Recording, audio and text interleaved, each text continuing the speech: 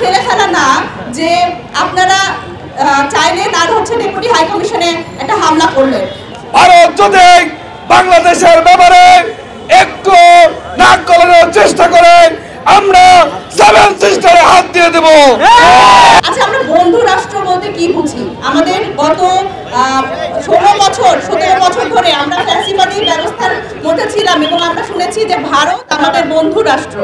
বন্ধু রাষ্ট্র বলতে কি আসলে এটাই যে আমরা সময় সবকিছু দিয়ে যাব, আমরা ইলিশের সময় ইলিশ দিব, আমের সময় আম পাঠাবো, কিন্তু তারা আমাদের পানির ন্যায্য হিস্সা দিবে না।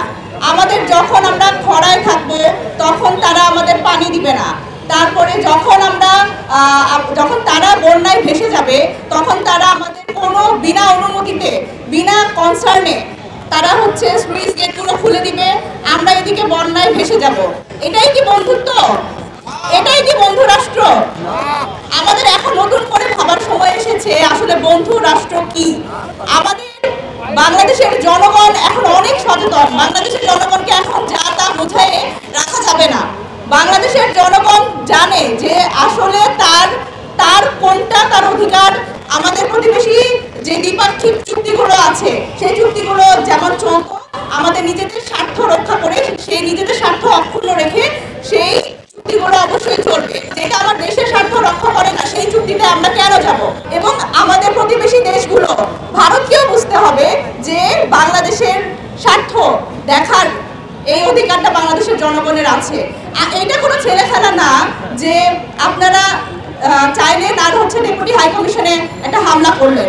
আপনারা চাইলেন হোটেলগুলোতে বাংলাদেশি পর্যটকদের ঢোকা বন্ধ করে দিলেন। এটা কোনো ছেলে খেলা না এবং এটা কোনো বন্ধু রাষ্ট্রের কোনো উদাহরণ হইতে পারে না।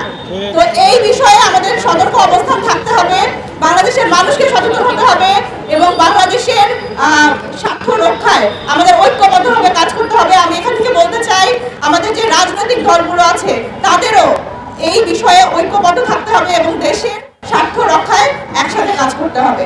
আমরা স্পষ্ট বলে দিতে চাই, খুনি ফ্যাসিস্ট শেখ হাসিনা ভারতীয় এজেন্ট হিসেবে বাংলাদেশকে পরিচালিত করেছিল। বর্তমান সরকারকে স্পষ্ট ভাষায় বলতে চাই, গত 15 বছরে আওয়ামী সরকার যতগুলো চুক্তি করেছিল ভারতের সাথে সকল চুক্তি জনসম্মুখে উন্মুক্ত করতে হবে। এই চুক্তিগুলোর ব্যাপারে বাংলাদেশের জনগণ সিদ্ধান্ত নেবে সেই চুক্তি থাকবে কিনা। আমরা আরো বলতে চাই, ভারত যদি বাংলাদেশের ব্যাপারে একটু নাক গলানোর চেষ্টা করে আমরা সেভেন সিস্টারে হাত দিয়ে দেব।